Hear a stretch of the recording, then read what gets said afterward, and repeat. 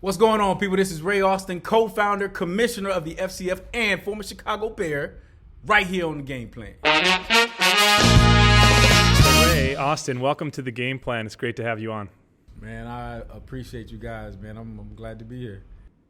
Yeah, and one of the first questions we always ask our guests is when they started to think about things off the field. And you played for the Jets and Bears, even had a little stint in the XFL, but your profile off the field is unbelievable as an actor on shows like Empire.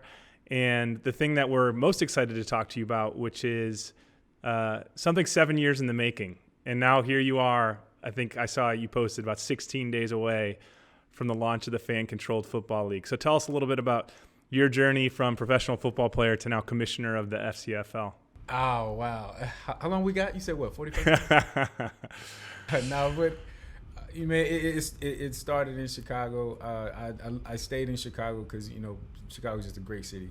And, if you notice, all athletes do three things: either go back home, they go back to their college place, or they stay where they last played. So I was like, I got, Chicago or Tennessee, you make that decision. So Knoxville or downtown. So I decided to stay in Chicago, and, I've always had a love for acting. I no one knows this, but I've said this lately, but the reason I got into acting because Jim Brown, O.J. Simpson were like superstars to me, because I was like, man, wow. So they played football and they ended up being on TV because of that. I was like, I love it. Great. That's what I'm going to do. And I've always wanted to get into acting and modeling after I was done. I just didn't have the time when I was actually playing. So when I was done playing, I jumped straight into it, and it was just a blessing. It just was something that just happened, and it happened fast, and I was doing very well. I've probably done over 120 commercials.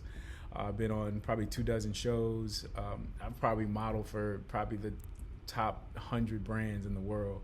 And it's so crazy. It was just something that worked, and I was really happy to kind of, not be known for football anymore. You know what I mean? Like I love it. When people say, "Did you play?" And I'd be like, "Yeah, back in the day." Like throw it out like that. But being on set when actors don't know I play ball, that is like mad respect for me. Like, wow. Like I tell them after, they're like, "Wait, you play football? I thought you said you was an actor." I'm like, that's what's up. So that has been Chicago has been a great place to do it. I didn't do it in LA. I started in Chicago, and it's my love, my home, and I appreciated all they've done for that. Chicago has been the place where all has happened for me, and that's where the fan-controlled football came from. I was literally at a semi-pro football game watching one of my buddies, and semi-pro, so he had his phone with him. So I was just like, man, dude, what is your coach doing, man? Tell your coach to run a sweep. Tell him to run a play action pass, man.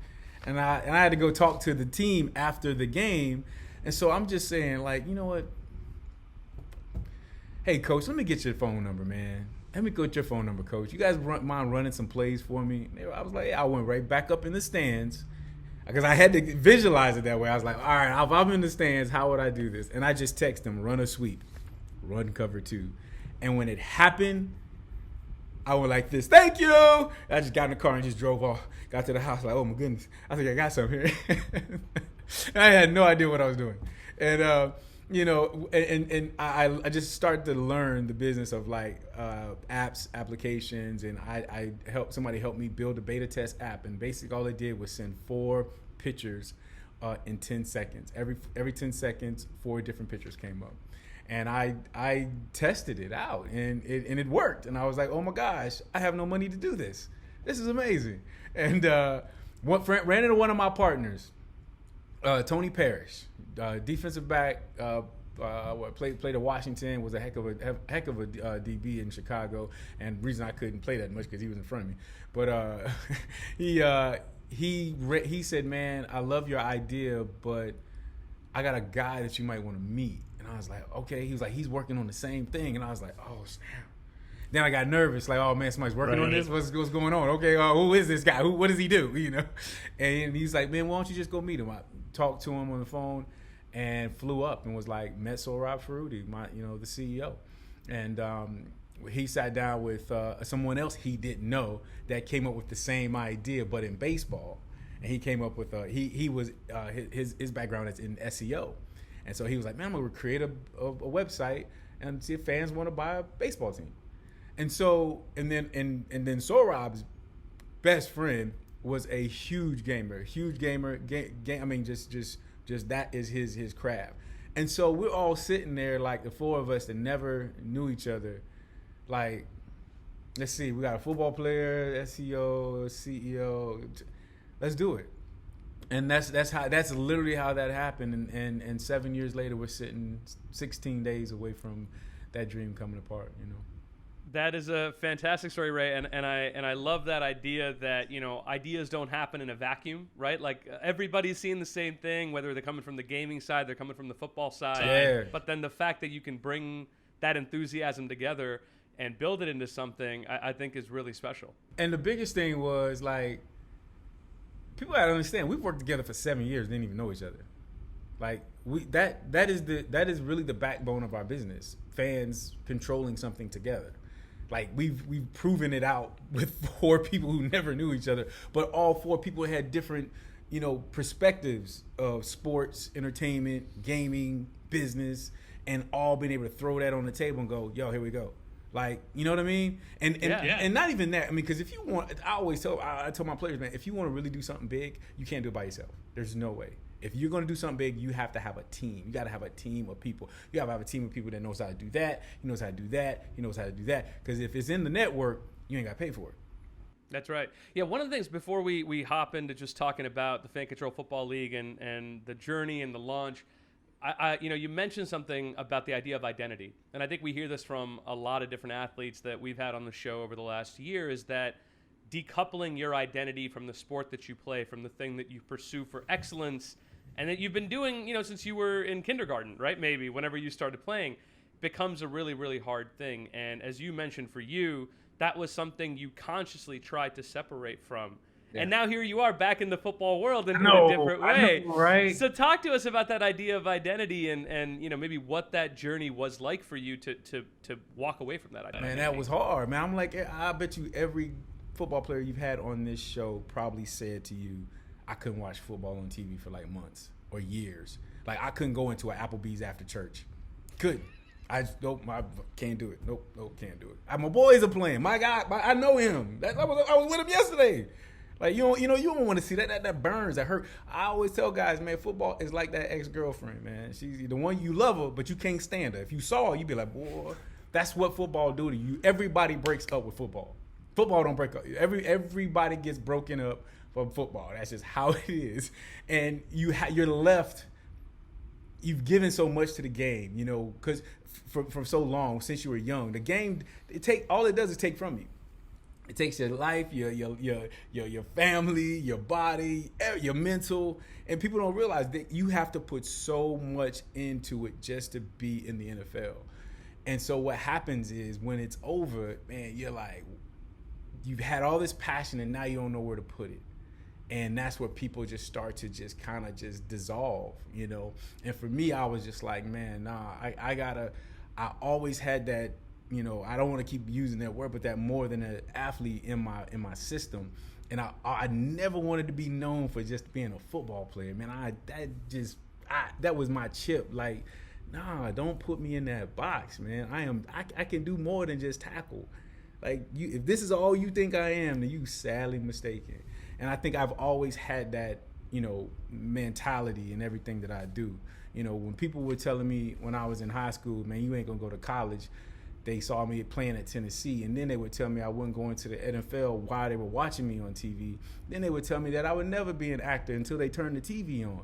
So now this thing would have never worked that we're working with now. So I love people who tell me I can't do it. It's just gasoline for me. That's how I look at it. Yeah, and maybe there are people out there saying, the Fan Control Football League, that'll never work. But help our audience understand, who may not be as familiar with the concept and the company that you're building, how exactly it works and, what the core components of the FCFL are. I'll make it very simple. It's basically a live video game. We are trying to construct a live video game, allowing fans to literally control actual athletes. And I'm not just saying on the field as just calling plays, but we're talking about, that sport escapism. Everybody always wanted to, call that play, or man, I wish I could have done this. Man, they need to do that. Man, they need to make a trade. Man, they need to change the coaches. I can't stand those ugly ass jerseys they're wearing. Like, nah. Well, why don't you say or do something about it then? I always tell all the players, like, what did I get out of the NFL? And I say, besides a bad shoulder and two knees, I say I got access and a network. That's the two things that I got out of the NFL. So what we're trying to create is a platform for players to have an access and network to expose their game, expose their brand. We want fans to come in there, break down that wall from fan and player, and now we all know each other. Then break down the other wall with our team owners. So we're talking about something that is constructed together. We build this league together, whether it's picking different rules, changing some rules, changing some parts of the game. Like when we have where there's no special teams. We took out all the that's how I made my money. That's how I made my cheddar. But we took it out and we replaced it with one-on-ones. So instead of putting the person on the field that plays the least amount of plays and depending on him to score my points, I'm going to bring out the three best players, the quarterback, wide receiver, DB, and they go at it for one drill, catch the ball, extra point made. And it's stuff like that. It's like this is our platform to do whatever we want to do in sports. And the same thing with our fans. We literally, our fans co-designed the jerseys with Champion. Like our sponsor, our partners, Progressive, is giving the fans a fifth down. And so I'm saying all these things to say that we're trying to put a place for fans to go, hey, look, man, I want to have a really cool experience with football. I want my esports and my traditional sports smashed together, creating this whole new generation of football for the next generational fan. Like that's what we're trying to do. Yeah, and it's pretty amazing that this has been 7 years in the making now. Tell us a little bit about that journey and how you've really stuck with it. And one thing that keeps coming to my mind is a fellow investor. I remember he always used to say, opportunities or companies, they're too early, too early, too early, too late.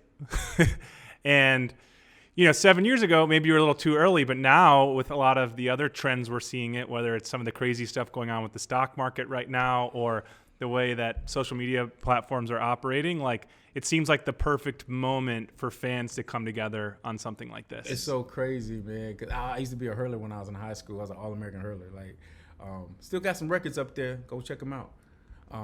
But I did this with a report, and the reporter asked me, he was like, he's like, man, why do you run over those hurdles so fast? And I was thinking like I was, brilliant. Well, I don't see the hurdles. I just see the finish line, and I always use that. That's like my thing that I use. I'm like, yeah, actually that was kind of smart.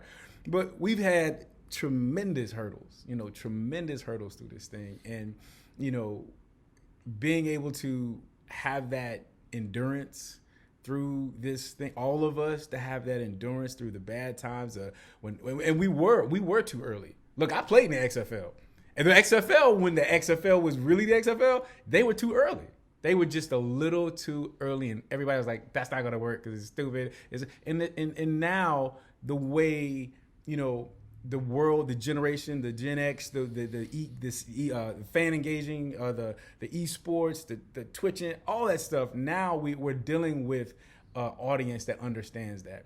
Everybody's glued to their phone. Everybody, when the Super Bowls happen, you're gonna have people doing three things: watching the game, tweeting about it, and probably taking some type of video or selfie. Like that's how engaged our audiences are now, and that's the audience that we're looking to grab right there.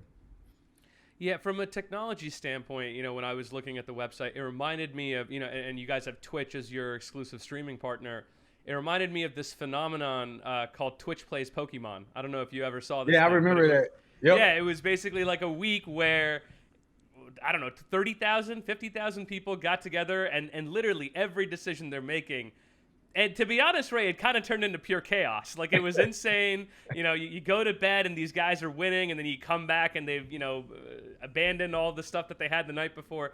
How do you guys ensure that there is still a level of that fan component, especially in the field of play, right? Because when you think about, we watch an NFL game, all these different micro decisions are happening. What's the lineup? Who am I taking out? Do I need to give the lineman some rest, or do I, am I calling a run? Am I calling a pass? All these things are happening right in the moment.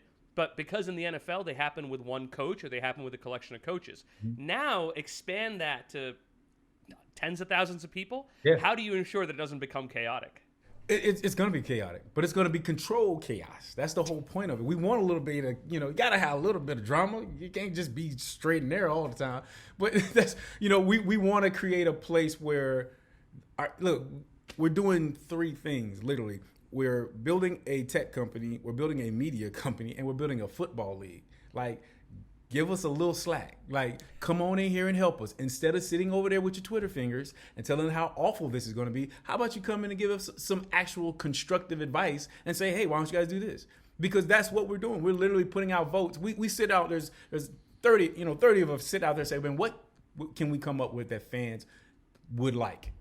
And that's how we come up with majority of our deals. And we also listen to what other fans say. Like, we don't know it all. We don't even know if the fans will like this drill or that, especially the one-on-one. I've put a lot of stake into saying that people are going to love this, and I hope it works, but I know it's going to work because of the fact we're going to make sure that it's not only controlled chaos, but it's just freaking exciting. And that's what we're trying to create.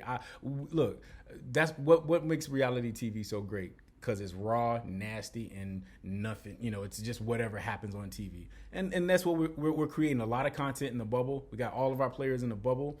We had a couple of fights the other day. I have to release some guys. Some guys had to get released because of injury. All these things are the same things that happen in the NFL. You just don't have access to it. And so we just want to give that daily access. We don't want yes, the casual fan is cool. Come in, call play Saturday, have a good time, say what you want to say. I'm looking for that guy that is a part of the roster. Like he's trying to, hey, commissioner, I just found this wide receiver and he went to Grambling State University. He did really well, but he got hurt. Here, check him out. Hey, commissioner, here's a play I thought would work. That's the type of fan that we're looking for. The person that's engaged, because not all fans are created equal. Just because you come in and play on Saturday don't mean that you have the power like the guy that comes in every day. You know what I'm saying? Like, you don't want to be a fan that somebody they don't even know everybody on the team, and they just hear, woo! You don't want that. You want somebody that's invested. We want an invested fan. Yeah. Plus, it's so easy to criticize, and that's what most fans do. And it's clear you want positive fans and recommendations and ideas. Because if you're engaged and you're bought in, then you will help build it instead of in the back talking about it. That's the type of fan we're looking for. That is one of the biggest differences that, I'm thinking back to my time working at the NFL, right? And it was all about how polished the product has to be. You got to protect the shield. There's all these different aspects of the production, right? And just what's being sent out over. And in such a way that, I remember we would try to bring in different proposals, and you would say, oh, that's a startup, right? Like we're not going to work with that because we don't know if that's going to be successful because it looks messy. And what I'm hearing from you is, no, this is about embracing the messiness. This is a startup. You show everybody the transparency, but they love it more because they see it. They see the messiness in sort of its full glory. Jay, you hit it. You hit it off top. It's like we can be a sports incubator for technology. See, when you're dealing with the NFL, it takes forever to get a deal done, and you probably don't own the footage or the content, and probably didn't get paid. And just being real, that's probably what happened. But we have partnered with so many different startups. Chatalize, but is a small company. We're going to be using their technology. Earbuds, former NFL player Jason Fox is the CEO and co-founder of Earbuds. And speaking of that, he came in and spoke to my players. That's another thing. We've been setting up guest speakers that come in and speak to the players about that more than an athlete, about getting away from the shield. Like, the logos are dope, but that's not what we're here for. We're here to build your brand. So I've got a kid that literally just came to me with a business proposal for gloves. He does gloves, and he wants to do gloves for it. Well, we're gonna do business with them. That's why you're here. I can't stand the guys that go through the game in these leagues, everybody always talk about, well, what's going to make your league different than everybody else's? Well, we're not just going to get rid of the players when they're done. We're going to allow them to help them build their brand while they're playing, because I don't want them to be 26, 28, 31 years old or whatever, and once they're done playing football and football is done with them, now you're trying to compete with somebody that's 24 years old and they've been working for X amount of years.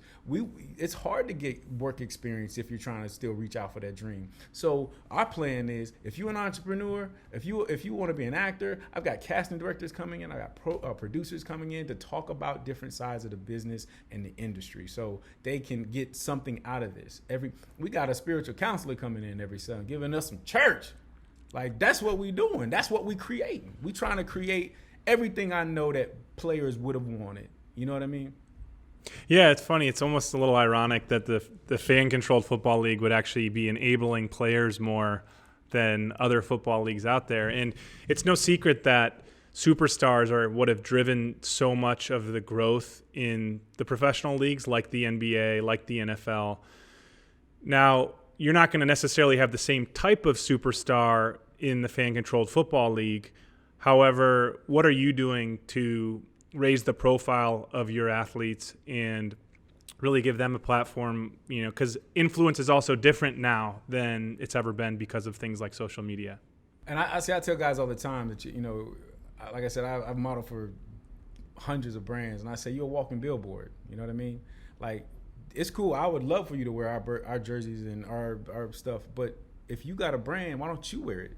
Like, I'm going to be in the commentary booth. I have personally met all of our players. I've interviewed probably about half of them in 1 hour interviews, because I want to get to know what you have inside you so we can pull that out.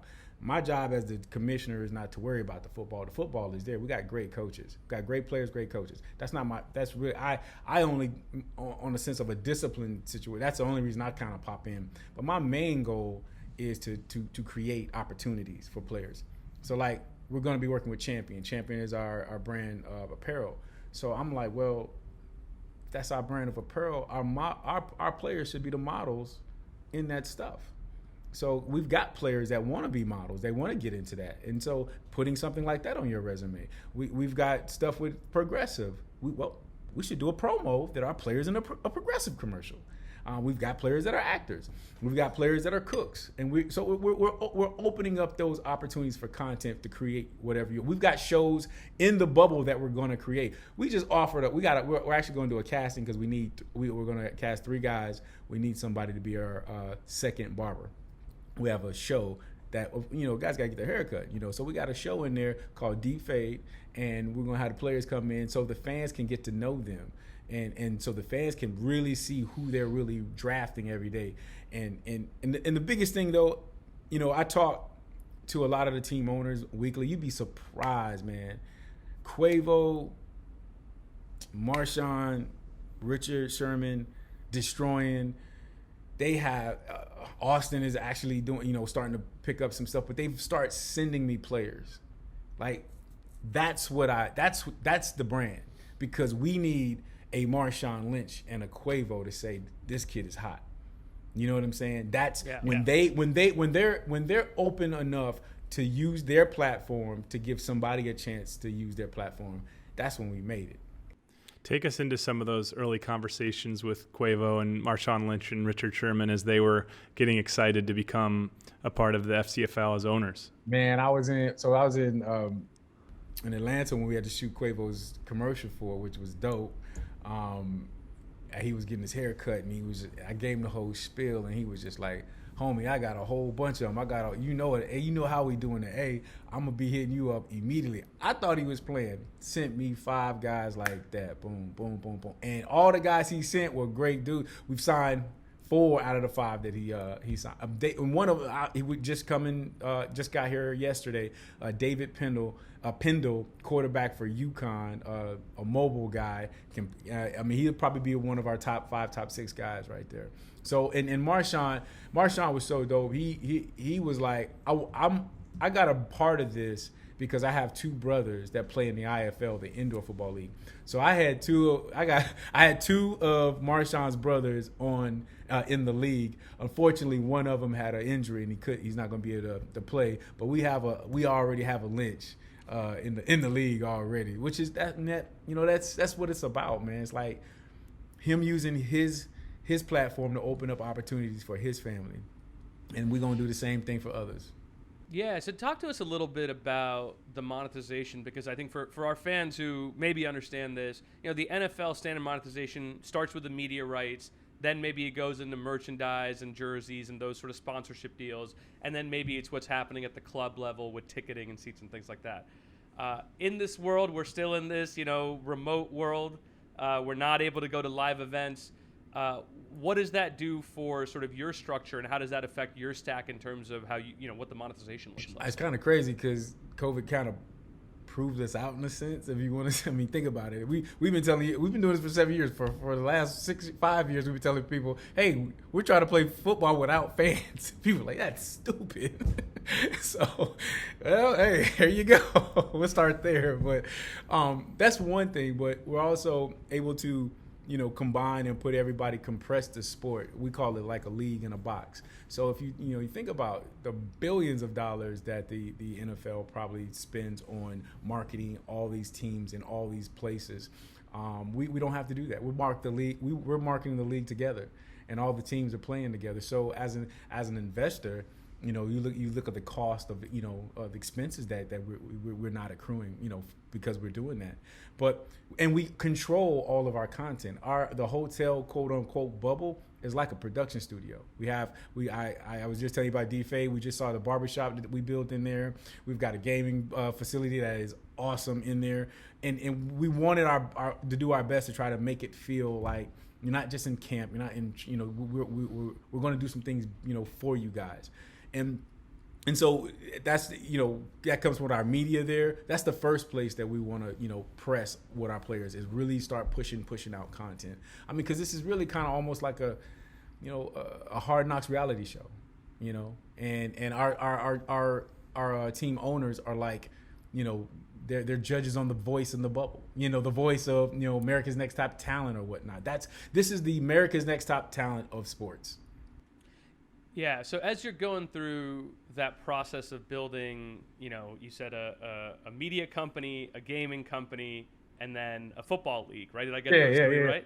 So you're building basically three companies in one. You've obviously had to take on some investors, and just to note, some of those investors include Lightspeed Ventures, Verizon Ventures, Next 10, Alexis Ohanian, the former founder of Reddit.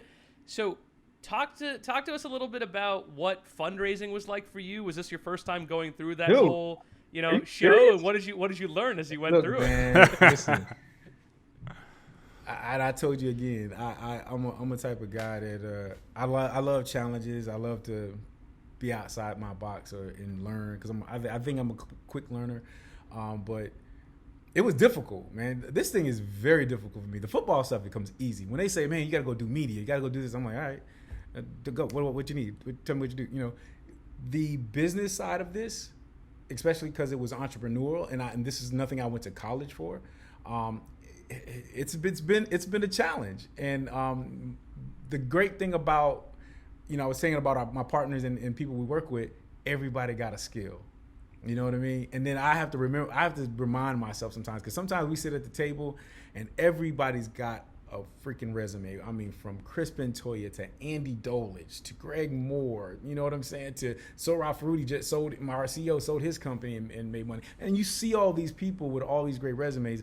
I remind myself that we all sitting at the same table. So what was the biggest pushback you got as you were fundraising? Because I'm curious, because you said you heard a lot of objections, right? Like what was the thing that you heard the most? Number one, you were a startup league. That's always, you're a startup football league, and people go right to NFL. You want to compete with the NFL? You're crazy. And you always have to tell them, like, why would we mess with Big Brother? Do you mess with your Big Brother? No. You leave him alone. We're doing something completely different. And I think that people struggle with. And then you try to figure out, like, what do you mean fan engaging, and they're making the decisions of the so you don't control anything, and that was hard for people to kind of get a grasp of that. And the biggest thing, of course, was, what are you talking about playing with no fans? That makes no sense. And like I said, and I think the pandemic has structured sports going forward. And if we can pull this off, the NBA tried it; they did very well. The G League did it; they did very well. Then if the NFL didn't, and see what happened. So we're in a position to really prove out something really great, and that could be the future of sports. And so when those investors did buy in, what was really the key for them, or the headline that they got the most excited about? Before the Johnny thing, I think they were more excited about like our impact globally. So when we had the Salt Lake Screaming Eagles in 2017, we built a team in Salt Lake City, Utah, from the internet, and over 187 countries was controlling this team. So I think that is always our go-to story. It's like that, and you remember in the Super Bowl against the Seattle Seahawks and the New England Patriots, and they threw that slant, and what would you have called? And now he's one of your team. Now somebody related to that play is one of your team owners. Isn't that crazy though? Ain't that crazy? Like, that's when like it was meant to be. I was like, man, we would have never known. We didn't even go after Marshawn at first, and then when that came up, we were like, heck yeah. So, yeah. I want to reflect on what you were saying about everyone being at the same table, and you even said, I didn't go to school for this, but the reality is, as an entrepreneur, it's something you can't go to school for. Unfortunately, there are like entrepreneurship programs out there, and no knock on those. Like, you can learn some stuff from that, but it's not the same as what it takes to build a company. I mean, what's been the biggest kind of learning for you in this whole process about building a company as part of your personal journey? You're not right all the time, and you have to. I've had to consider a lot. Like, there's another flip of the coin. Just because you think you have a great idea does not mean it's a great idea. And if people don't like your idea, does not mean, And so I deal with a lot of the creative, like, I want to make sure that creative is organic football. You know what I'm saying? Like, I want it to be the locker room. And I don't want it to be so cheesy and right, you know what I'm saying? Clean. Nah, I don't want it clean all the time. We gotta have some grit to it. And I think sometimes I've learned that, well, that's not always the case. You don't always have to do it that way. So I think that and really just keeping up, man. Keeping up. Like, I'm 47 years old, man, and all my co-founders are younger than me, man. And they go at it. They go hard. Like, they go hard. When I tell you, our company goes hard, and I think it's because of the blood and the heartbeat of us. They see how we work, and sometimes it's unfortunate because we're always gone. We try to set a meeting so we can always come back to the table and making sure that, hey, what you working on? What's going on over there? How's football doing? And sometimes it's just so hard, but it's just the keeping up with the speed, the pace, and not panicking and just staying calm and going, it's gonna work out.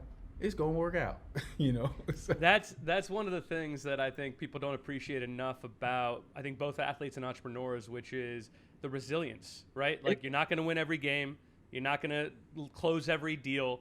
And the fact that you got to wake up the next morning and go back and do it again. And that's personally why I think Tim and I, and I'll speak for myself, love working with athletes, because they get that. It's ingrained in them. Yeah. So, when it's somebody who's leaving a corporate job to become an entrepreneur, yeah, they kind of have to learn that mindset, especially when there's not that steady paycheck coming in. Whereas I think with an athlete, like, hey, come what may, that work ethic is a thing that I'm going to have to live off of every day.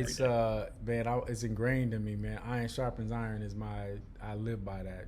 I put my friends, the people I work around, if they can't make me better, because I'm going sharp. I'm like this all day long, you know what I'm saying? So I got to have that same balance on the other end. So I'm going to give in to you. And I just need you to get that same. I need to be learning from you.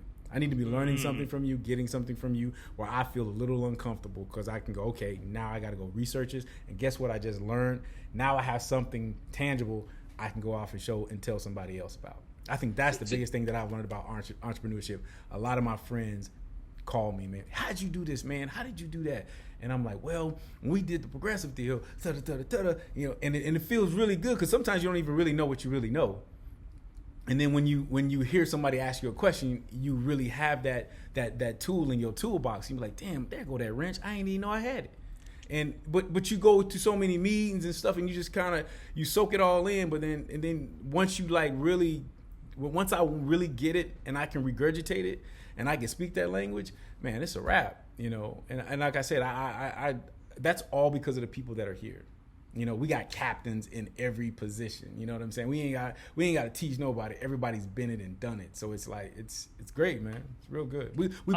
If you're gonna do something big, I always say this: if you're gonna do something big, you got to put together a solid championship team. And I'm gonna tell you, man, like I wake up every day, I'm like, man, we cold blooded. We pretty cold blooded right now. Look, I'm glad you said that because it is, you know, being an entrepreneur, it's a lonely process. Starting something new where you feel like you're going to be wrong for a long time is a lonely process. So when you got a couple of other crazy people with you, it doesn't feel so lonely anymore, right? So that's the nice part of it. It's so funny, man.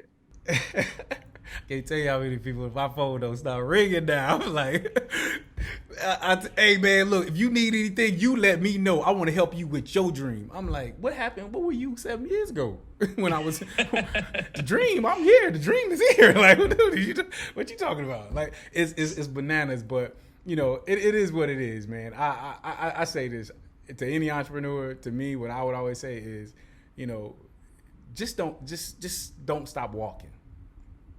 Just don't run, don't sprint, just don't stop walking. Cause all you just keep remembering them footsteps you're making. You know what I'm saying? Everybody stop and then they get tired and then they don't want to do it anymore. Then they try to pick it back up, and then you have to just keep walking. Period.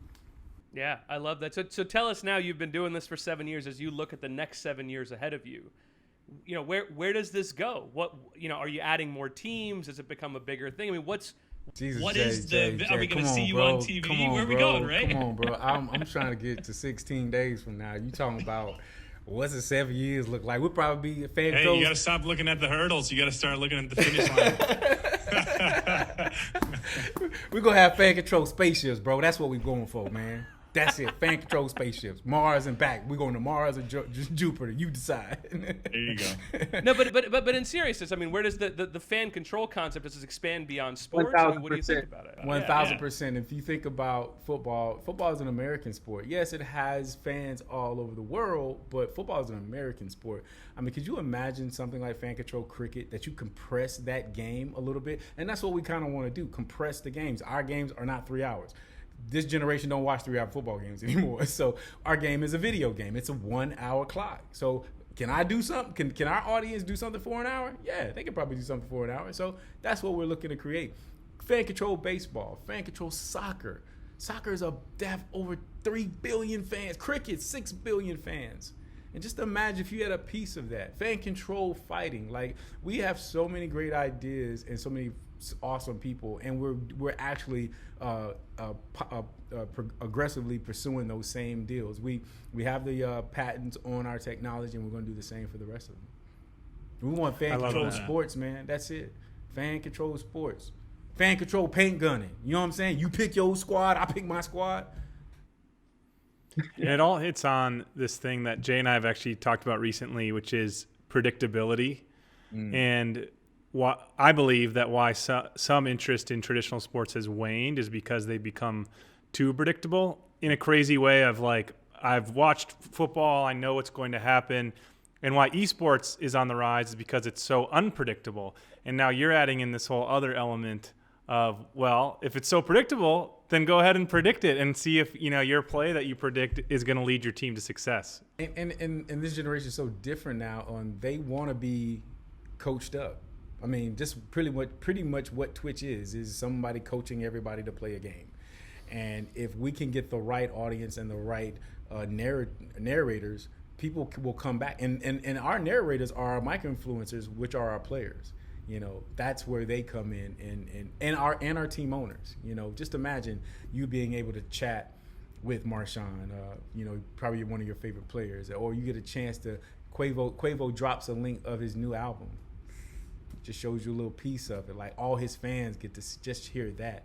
Like having things like that the NFL and all the other leagues just never thought of. And again, us being who we are, a startup, a co-founders, we can come up with something tomorrow. If it works for the fans, let's do it. That's how we have that. That's our thinking, and that's we want to keep that. If we keep that, we'll be successful. Well, Ray, we know you got a league and a season that you got to launch here pretty soon. So 16 days, man. 16 That's days, right. man. And I think by the time this launches, it'll be right as the season's about to get underway. So we'll wrap on one last question we like to ask all our guests. Jay kind of asked you to look into the future, so I'm going to ask you to look into the past. What's a piece of advice you would give your younger self with all that you know now? Oh man, I would have told myself to network. I would have stayed in touch with way more players, my friends. I would have connected with way more NFL guys. Broadened up my network if I was younger. And secondly, I would have picked up a craft earlier, meaning production, editing, Photoshop. You know what I'm saying? Something that would help me build my brand now. A lot of guys in my age, they don't mess with a lot of that editing software and taking photos, and they don't understand really what content is. And if I would have had probably a little bit more, tried to get a little bit more understanding, education on how content works. Yeah. Well, Ray, that's I think fantastic lesson for folks to learn, which is that you're never too old to pick up those skills, and you're never too old to realize that, hey, this is the direction things are heading. Everything is content. What you're making for breakfast is content. So if you learn how to monetize it, there's an opportunity there. So we'll leave it there. Ray, thank you so much for joining us. We're excited for the launch of the Fan Control Football League. Probably right coming up when this episode comes out is when the season's going to be starting. So we're really looking forward to seeing the season kick off. That's awesome, man. I appreciate you guys. Thank you. Anytime you want me to ever come on and talk, you let me know. Yeah, we're going to have you on after the first season. Thanks, Ray. I appreciate it.